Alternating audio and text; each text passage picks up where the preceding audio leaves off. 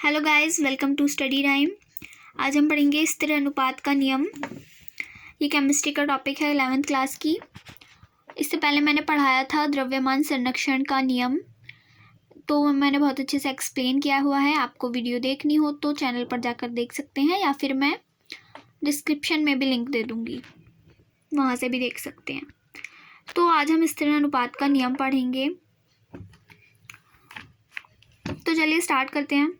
इस नियम को फ्रांस के वैज्ञानिक जोसेफ प्रास्टिन ने सन 1799 में प्रतिपादित किया था।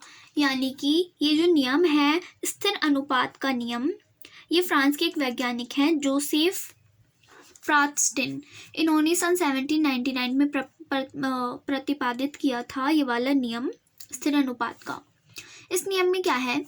इस नियम के अनुसार किसी रासायनिक यौगिक में, चाहे उसे किसी भी विधि से बनाया जाए या किसी स्रोत से प्राप्त किया जाए, तत्वों के द्रव्यमानों का अनुपात सदैव समान होता है। तो चलिए अब हम इसे समझते हैं। तो इसमें कह रहे हैं कि किसी भी रासायनिक यौगिक क्या होता है? कुछ भी, जैसे कि H2O, CO2, C2O, ये सब कुछ रासायनिक यौगिक हैं हमारे। तो इस नियम के अनुसार किसी रासायनिक यौगिक में, चाहे उसे किसी भी विधि से बनाया जाए, यानी कि हमारा जो रासायनिक यौगिक है उसे हम किसी भी तरीके से बनाएं या फिर किसी भी हम स्रोत से उसे प्राप्त करें, यानी कि किसी भी चीज़ से हम किसी भी विधि से उस रासायनिक यौगिक को बनाएं या कहीं से भी हम उसे प्राप्त करें, हमेशा उसके तत्वों का द्रव्यमान का अनुपात समान रहेगा। यानी जो रासायनिक यौगिक है हमारा, हम उसे किसी भी विधि से बनाएं, किसी भी स्रोत से प्राप्त करें, उसके तत्वों का जो द्रव्यमान का अनुपात है वो हमेशा समान होता है। आप ध्यान से समझेंगे, समझ आ जाएगा। लेकिन अगर नहीं आ रहा है तो मैं आपको एग्जाम्पल के थ्रू समझा देती हूँ, बहुत ईजी है। उदाहरण के लिए, जैसे जल दो तत्वों हाइड्रोजन व ऑक्सीजन से मिलकर बना है। यानी कि हम सभी को पता है जल, जो हमारा पानी जो होता है वो दो तत्वों से मिलकर बना होता है, हाइड्रोजन और ऑक्सीजन।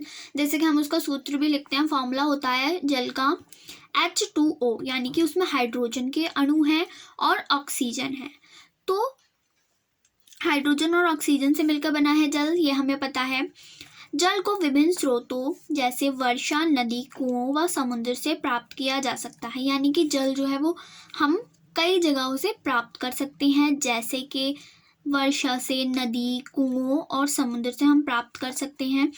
इसे हाइड्रोजन व ऑक्सीजन के रासायनिक संयोग से या अनेक अभिक्रियाओं में सह उत्पाद के रूप में भी प्राप्त किया जा सकता है। यानी कि जब हम कोई भी रासायनिक अभिक्रिया कराते हैं तो उस अभिक्रिया में हम जल को भी प्राप्त कर सकते हैं। कई अभिक्रियाओं में उत्पाद के तौर पर जल भी निकलता है। यह पाया गया है कि शुद्ध जल में हाइड्रोजन व ऑक्सीजन के द्रव्यमानों का अनुपात सदैव 1:8 होता है।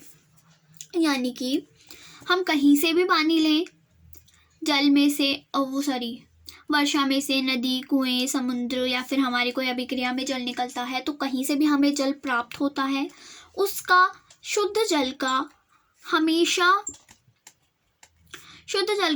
जो द्रव्यमानों का अनुपात होता है वो 1:8 होता है। फिर हम जल कहीं से भी लें, उसका रेशो जो है वो यही रहेगा। तो यही हमारा नियम कहता है,